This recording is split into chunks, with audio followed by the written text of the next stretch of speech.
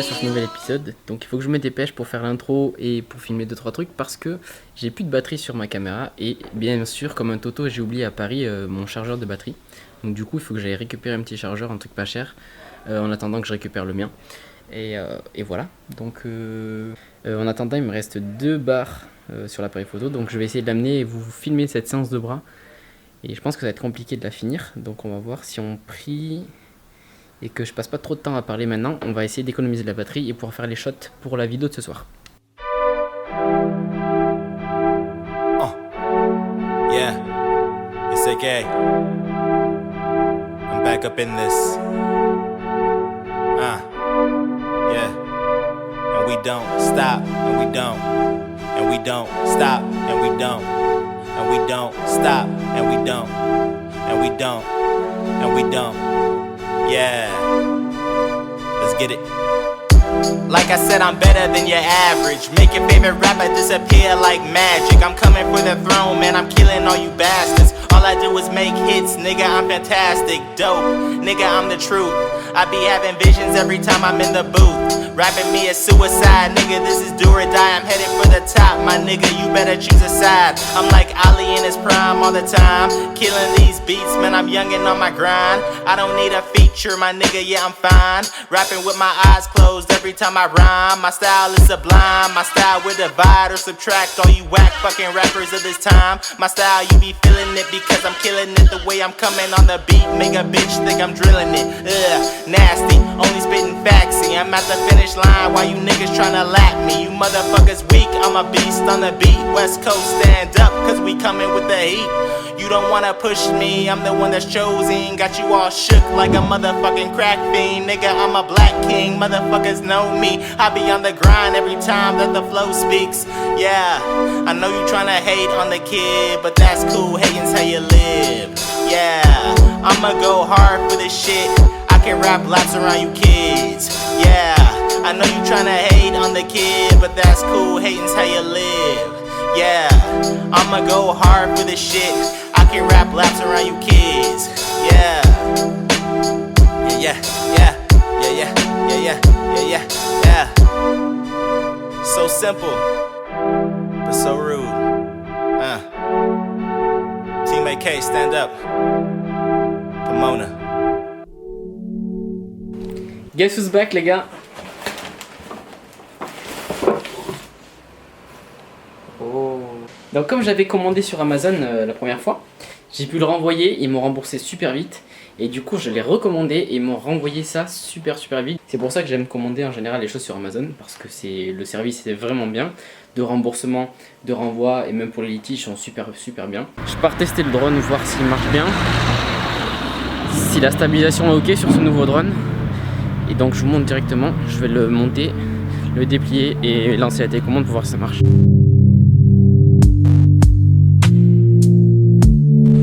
Donc aujourd'hui je suis avec le 5S de ma copine pour pouvoir faire voler le drone.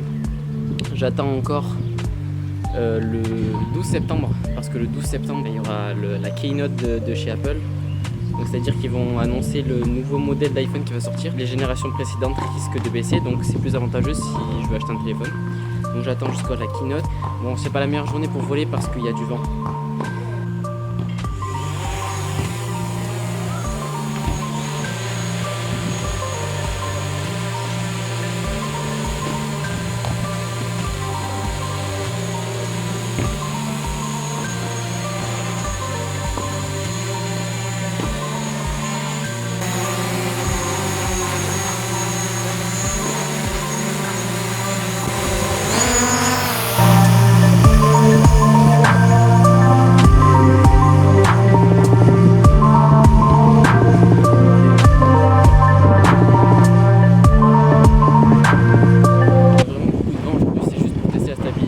Ça a l'air pas trop mal, donc on retestera quand il y aura moins de vent aussi. Ils écrivent force du vent importante, faites attention, toujours avoir l'appareil à l'œil. Donc je nous ai dit il y a vraiment beaucoup de vent, donc on va redescendre et faire des petits tests en bas.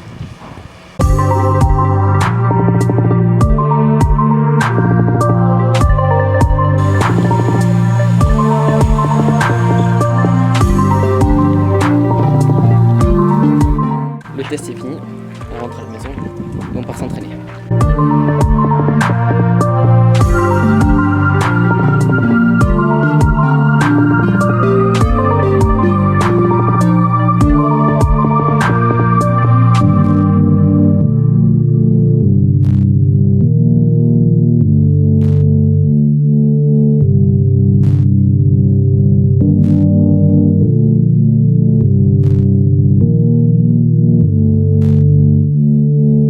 Bon, ça faisait maintenant 8 mois que je m'entraînais le matin et je pense avoir le recul suffisant pour pouvoir en parler maintenant. Donc ce que j'ai remarqué sur ces 8 mois, c'est que toutes les séances que j'ai faites ont toujours été potables, on va dire. Elles ont toujours été bien, mais elles n'ont jamais été exceptionnelles. Contrairement au soir, où il m'est arrivé de louper pas mal de séances, passer complètement à côté d'une séance, ce qui n'est jamais arrivé le matin. Mais par contre, les plus grosses barres que j'ai faites, elles étaient le soir. C'est ce que je me suis rendu compte, parce que ça faisait maintenant 2 mois après la compétition où j'avais du mal à repasser au-dessus de 6 reps à 120. Je me sentais pas assez confiant, je le sentais tout simplement pas parce que je pense que j'en étais pas vraiment capable en travaillant le matin. Et depuis que je suis repassé, donc depuis 2 semaines, je suis repassé le soir et la différence est énorme. J'ai réussi à passer 8 reps à 130 donc, et 4 reps à 140, donc ça fait une énorme progression. Et la progression elle s'est pas faite en 2 semaines évidemment, c'est le fait de travailler le soir. Donc pour moi, je suis une personne qui poussera plus lourd le soir, qui galérera plus du coup à faire tout le temps une séance potable, mais qui peut faire de super performances le soir. Et je me suis rendu compte que la sèche est vachement plus simple quand on peut s'entraîner le matin, mais par contre pour les performances, ben, c'est autre chose. Et pour le plaisir, c'est autre chose aussi.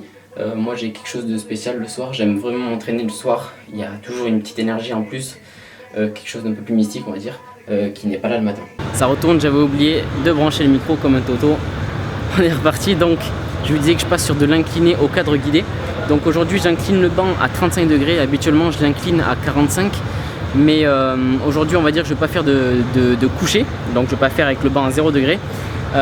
Donc du coup pour faire un entre-deux, entre le 45 degrés et le 0 degré, je vais faire qu'un seul exo en me mettant à 35 degrés. Autre chose, aujourd'hui je ne vais pas utiliser de méthode d'intensification parce qu'on va dire sur les dernières séances j'ai utilisé des méthodes d'intensification, donc du négatif accentué, des élastiques etc.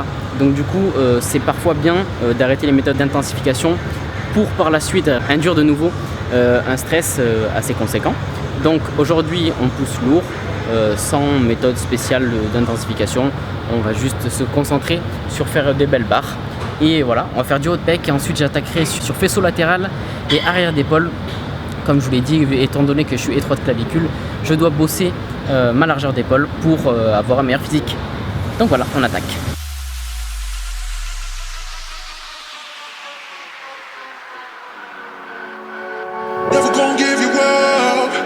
Never gonna let you go, never gonna say goodbye, no. Never gonna give you up, I'm never gonna let you go, never gonna say goodbye, no. Never gonna give, never gonna give, never gonna give you up, never gonna give, never gonna give. Never gonna give, never gonna give, never gonna give you up, never gonna give, never gonna give. Je voulais vous parler d'un truc, donc les nouvelles personnes qui commencent à pratiquer la musculation et tout ça se rendent pas compte et ils croient que en fait les nouvelles machines qui sortent quand elles sont toutes neuves elles sont super, mais la plupart du temps c'est de la merde. Donc du coup c'est pour ça que moi je travaille souvent sur quand je le peux sur des machines comme ça. Donc ça c'est une vieille Technogym et regardez ce qu'elle a ici. En fait vous voyez que ça fait pas un rond, ça fait un ovale. Donc le fait que ça fasse un ovale, ce qui va se passer c'est qu'une fois que la bobine va se dérouler, il va y avoir un emmagasinement d'énergie et du coup qui va accentuer la négative, ce qui est important. Donc ce genre de machine fait correspondre bien mieux le travail que les nouvelles machines, parce que essayer de trouver ce genre de réflexion sur les nouvelles machines, vous n'en trouverez pas. Je vous l'ai dit, j'essaie de focus sur le haut de pec, et pour focus sur le haut de pec, ce que je vais faire c'est que je vais amener mes coudes un poil plus haut qu'un développé couché. En fait ça serait comme si je faisais un développé guillotine, la barre va arriver on va dire là, donc là je le fais avec des poignets en prise neutre pour changer un peu la prise d'outil et changer l'étirement. Donc je vais amener les coudes un peu plus haut, je vais me mettre un peu plus là, je vais me tasser et en fait ce que je vais faire c'est que je vais essayer de, avec mon menton, toucher mon haut de pec pour pouvoir me sentir. On passe sur cet exo là, je vous montre comment je le fais. Je sais que la plupart des gens ne pourront pas le faire sur cette machine là puisque cette machine là a sûrement disparu dans votre truc. Ça s'appelle la Silverline de Technogym.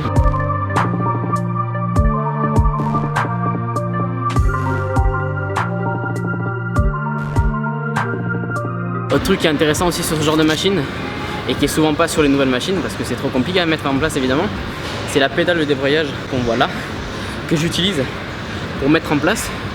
Donc ça va vous permettre sur les premiers reps de ne pas avoir un étirement énorme et du coup de pouvoir gérer l'étirement que tu veux faire, parce que tu peux commencer à mi-hauteur du mouvement et pouvoir pousser. Donc sur les premiers reps ça va être vachement, et ça aide à ne pas se déchirer quand on repose la machine derrière.